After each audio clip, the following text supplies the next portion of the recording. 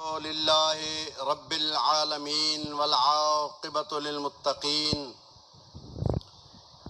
والصلاة والسلام على سيد الأنبياء والمرسلين وأهل بيته الطاهرين المعصومين وصحب المنتجبين أما بعد فقد قال الله تبارك وتعالى وقوله الحق بسم الله الرحمن الرحيم فاذکرونی اذکرکم صدق اللہ العلی العظیم۔ محترم و معظم جناب خرم نواز گنڈا پور صاحب، علامہ ضیاء اللہ بخاری صاحب اور اکابرین علماء منہاج القرآن، خدا گواہ ہے جب بھی میں یہاں حاضر ہوتا ہوں میرے روح کو سکون ملتا ہے۔ آج سے نہیں، علامہ غین قراروی اور دیگر بزرگان یہاں پر موجود ہوتے تھے۔ یہاں سامنے سٹیج تھا جہاں پر شیخ الاسلام علامہ ڈاکٹر طاہر القادری صاحب کا پیغام حسین خطاب آج بھی ذہنوں میں موجود۔ اس وقت بھی میں نے سلام کیا، اور یہاں جب اسی حال میں جن کی آج کانفرنس ہو رہی ہے ان کے بابا علی کے متعلق جب ایک شخص نے کہا، گستاخی کی، نعوذ باللہ من ذالک، اس نے کہا کہ علی ابن ابی طالب نے نعوذ باللہ شراب پی کے نماز پڑھائی۔ 2 راتیں لگاتار یہاں پر وکلاء علماء 6 گھنٹے ایک دن، 7 گھنٹے دوسرے دن رات کے وقت مدلل گفتگو کر کے دنیا والوں کو بتایا کہ شیخ الاسلام کبھی زندہ نہیں رہ سکتا جب تک اہل بیت کے دشمن کو فی النار نہ کر دے۔ ایسے مقام پہ پہنچا دیا، رنگ بھی ان کا کالا ہو گیا اور ان کے ماننے والے بھی فی النار ہو گئے، اور آج تک ہم سلام عقیدت پیش کر رہے۔ میں گزشتہ سال منہاج القرآن لندن میں وہاں مہمان تھا، کرونا کی وجہ سے جلدی آنا پڑا، دوبارہ حاضری کا وہاں شرف حاصل ہونا تھا۔ ہم پارلیمنٹ برطانیہ کے مہمان تھے۔ وہاں پر ہمیں بتایا گیا حضور کہ جناب طاہر القادری صاحب نے اسی حسین کی ماں جناب زہرا کے موضوع پر انگلش میں عیسائیوں کے درمیان خطاب کر کے دنیا والوں کو بتایا کہ یاد رکھو، اسلام کی فتح حاصل کرنا مباہلہ میں فاطمہ اور ان کی اولاد حسن و حسین کا کام ہے۔ آج یہاں پر جس انداز میں پیاری گفتگو کی گنڈا پور صاحب نے، اور عظیم خطاب ہونے والا ہے جناب ضیاء اللہ بخاری صاحب کا، ابھی یہاں ذکر ہوا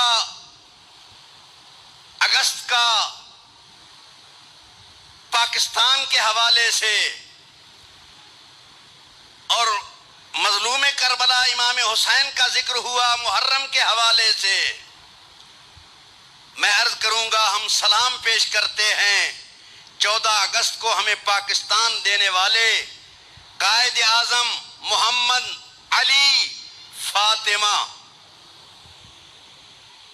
فاطمہ جنا اور ان کے ساتھی لائق سلام، جنہوں نے ہمیں ایک خطہ لے کر دیا زمین کا، آج ہمارے دلوں میں بستے ہیں، دفتروں میں ان کے فوٹو لگے ہوئے ہیں۔ اگر فوٹو گر جائے احترام سے ہم اٹھا کے اپنے مقام پہ رکھتے ہیں۔ جو سلام نہ کرے قائد اعظم کو ہم اسے پاکستانی نہیں سمجھتے۔ کیوں؟ حل جزاء الاحسان الا الاحسان۔ اور جس نے ہمیں ایک خطہ زمین پاک لے کر دیا، ہماری نسلیں بھی انہیں سلام کر رہی ہیں، اور جس حسین نے ہمیں اسلام دیا،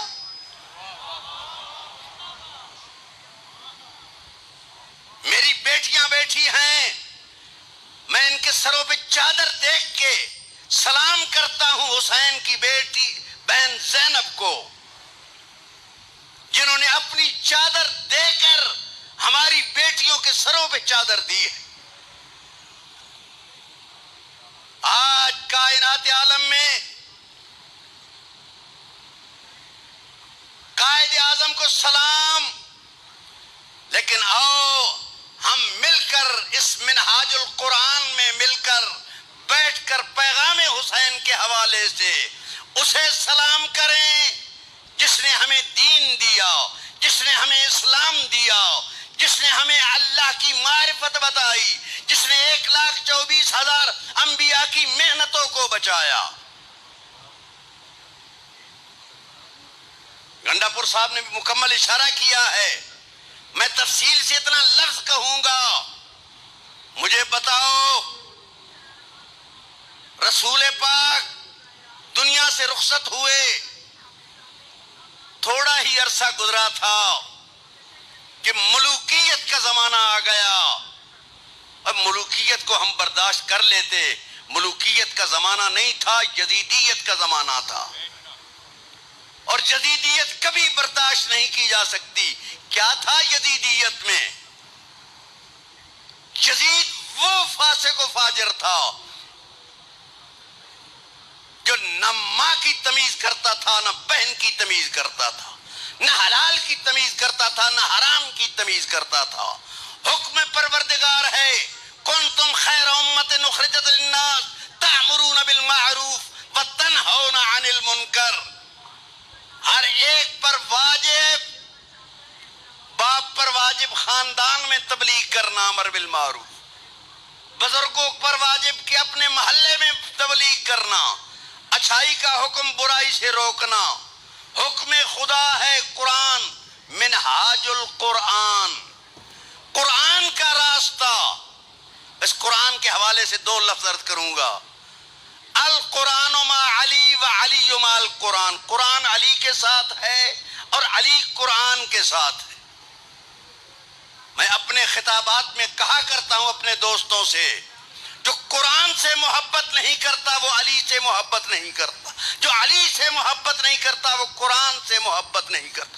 جس گھر میں قرآن اس گھر میں علی، منہاج القرآن۔ جس گھر میں قرآن اس گھر میں علی، جس گھر میں علی اس گھر میں قرآن، جس دل میں علی اس دل میں قرآن، جس دل میں قرآن اس دل میں علی۔ علی اور قرآن جدا نہیں۔ پیغام حسین کے حوالے سے 2 فکرے عرض کروں گا۔ ایک وہ فکرہ جو امام علی مقام نے خود بتایا، جب مدینہ سے روانہ ہونے لگے نا، صحابہ کرام نے بھی منع کیا، عزیز و اقارب نے بھی منع کیا، حسین اگر جانا ہی چاہتے ہو تو ان بچوں اور خواتین کو تو ساتھ لے کر نہ جاؤ۔ امام علی مقام نے کہا یہ انوکھا محاذ ہے، یہاں پر بچوں کی بھی ضرورت ہے، میری بہن کی چادروں کی بھی ضرورت ہے۔ اور ایک فکرہ کہا، پڑھے لکھے حضرات تشریف فرما ہیں، ہر کتاب کے پہلے صفحے پہ لکھا ہوتا ہے ایک مقدمہ، دیباچہ جسے کہتے ہیں۔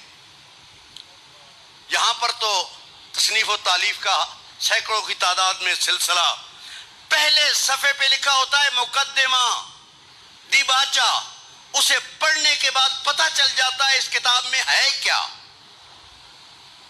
پورا خلاصہ اس میں لکھا ہوتا ہے۔ پیغام امام حسین علیہ السلام کربلا جانے سے پہلے دیباچہ بتا دیا۔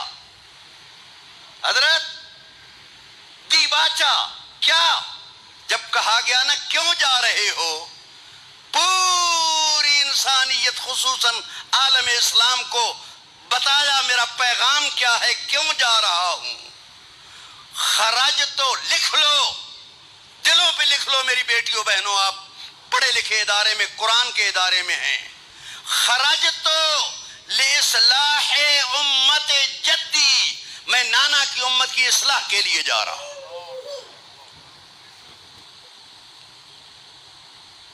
چاہے محرم کے دنوں میں شیعہ عزاداری کے حوالے سے ہو، اور یہ پیغام حسین کانفرنس میں کہا کرتا ہوں، اس عزاداری سے بھی بڑھ کر بڑا پیغام، اور پیغام یہی ہے کہ امام علی مقام کربلا میں گئے کیوں؟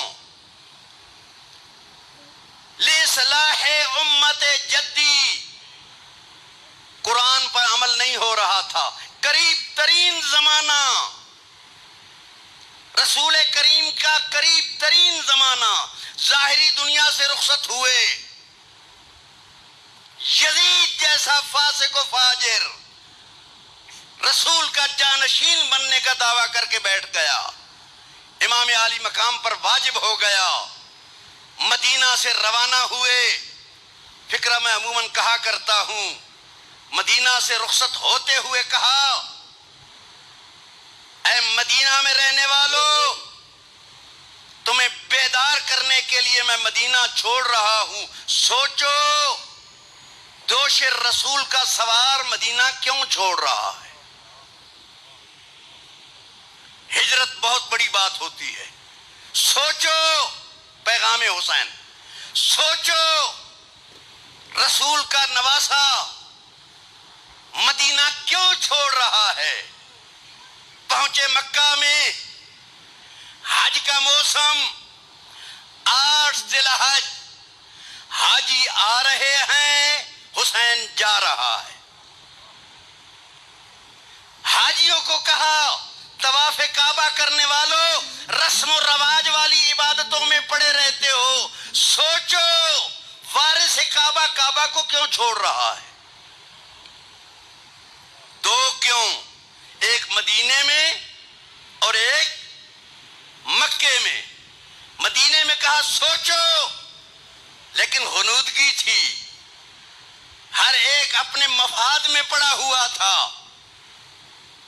مکہ میں حاجیوں سے، چونکہ یزید حاجیوں کے لباس میں آدمی بھیج رہا تھا، مکے کی حرمت کا خیال تھا، بندھے ہوئے احرام توڑ کر، کعبہ سے منہ موڑ کر وارث کعبہ کربلا کی طرف روانہ ہوا، یہ کہہ کر حاجیوں سے، حاجیوں سوچو وارث کعبہ کعبہ کو کیوں چھوڑ رہا ہے؟ حسینیوں، یہ سوچنے کے دن ہیں، جب انسان میدان میں جاتا ہے جنگ کے لیے، لڑائی کے لیے یا مد مقابل کے لیے، فوجیوں کو بلاتا ہے، آخری فکرہ فوجیوں کو بلاتا ہے، بہت بڑے جرنیل تشریف فرما ہیں، مجاہد ہیں، فوجیوں کو بلایا جاتا ہے۔ آج کی رات حسین نے فوجیوں کو چھٹی دے دی، صرف چھٹی نہیں دی، خطبہ دیا، کل کا دن ایسا دن ہوگا، لاشوں پہ لاشیں گریں گے، میں آپ کو اجازت دیتا ہوں، چلے جاؤ، اور ساتھ ہی جنت کے وارث نے کہا جنت کی بھی بشارت دیتا ہوں۔ ایک بہت بھاری فکر عرض کرنے لگا ہوں، میں قربان جاؤں حسین کے وفاداروں پہ، جیسے وفادار حسین کو صحابی ملے، کائنات عالم میں ایسے کسی کو نہیں ملے۔ دیا گل کر دیا گیا تاکہ کوئی شرمندگی محسوس نہ کرے۔ اب روشنی کی گئی، دیا روشن ہوا، کائنات عالم نے آج کی رات کا عجیب منظر دیکھا۔ صحابہ حسین نے تلواریں نکالی ہوئی ہیں، گردن پہ رکھ کے کہہ رہے ہیں، مولا ہمیں اپنے تلوار سے سر کاٹنے کی اجازت دیں یا کل اپنے ساتھ شہید ہونے کی اجازت دیں۔ یہ منظر کائنات عالم میں کسی نے نہیں دیکھا۔ امام علی مقام نے ارشاد فرمایا، تمہیں میں جنت کی بشارت دیتا ہوں۔ چونکہ حق پر تھے، وہیں پر آخری فکر عرض کرتا ہوں، وہیں پر ایک بچہ 13 سال کا کھڑا ہوا، سوال کیا، چچا جان کیا ان شہداء کی فہرست میں میرا نام ہے؟ توجہ، امام حسن کا بیٹا جناب قاسم، چچا کیا ان شہداء کی فہرست میں میرا نام ہے؟ امام عالی مقام نے گلے لگا لیا، رونے لگے، کہا چچا میں پوچھتا ہوں ان شہداء کی فہرست میں میرا نام ہے؟ سوال کیا تو شہادت کو کیسے پاتا ہے؟ توجہ، شہادت کو کیسے پاتا ہے؟ جناب قاسم نے کہا کیا ہم حق پر نہیں ہیں؟ امام نے کہا ہم حق پر ہیں۔ کہا اگر ہم حق پر ہیں تو میں اس شہادت کو شہد سے زیادہ شیریں تصور کرتا۔ یہ کہنا تھا۔ امام علی مقام نے کہا قاسم تو رہا، 6 مہینے کا اصغر بھی کل اس راستے میں شہید کر دیا جائے گا۔ رو کر جناب قاسم نے کہا کیا اشقیاء خیام میں حملہ کریں گے؟ کہا نہیں، پانی کے لیے جاؤں گا، تیر سے شعبہ سے شہید کر دیا جائے گا۔ آخری فکرہ عرض کرنے لگا ہوں، کیونکہ منہاج القرآن ہے۔ ایک میں نے عرض کیا القرآن مع علی و علی مع القرآن، اور ایک یہی حسین سر تن سے جدا، نیزے پہ سر بلند، قرآن کی تلاوت کرتا ہوا نظر آ رہا ہے۔ سر تن سے جدا قرآن کی تلاوت نہیں کرتا۔ اس کی 2 وجہ بتائی گئی ہیں۔ علامہ حافظ کفایت حسین میرے استاد محترم، انہوں نے موچی دروازے میں ارشاد فرمایا کئی وجہ ہیں، ان میں 2 وجہ ہیں۔ ایک وجہ یہ ہے کہ چونکہ سر تن سے جدا تلاوت کرنا معجزہ ہے، لوگ معجزے کی طرف متوجہ ہوتے ہیں۔ میری بیٹیوں، حسین نے خیال کیا کہ میری بہنوں کا سر ننگا ہے، لوگ میری طرف تلاوت کی طرف متوجہ ہوں گے، میری بہنوں کا پردہ بچ جائے گا۔ لیکن ظالم یزیدی اشارے کر کے کہہ رہے تھے ہذہ زینب ہذہ ام کلثوم۔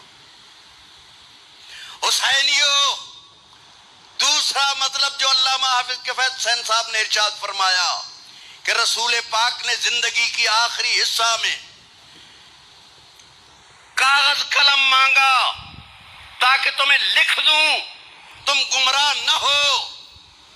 کہا گیا بیمار ہیں، ہذیان ہو گیا ہے، عجیب بات کر رہے ہیں۔ حسین نے نو کے نیزہ پہ تلاوت کر کے دنیا والوں کو بتایا میں محمد کا جز ہوں، آؤ میری تلاوت میں غلطی دکھاؤ۔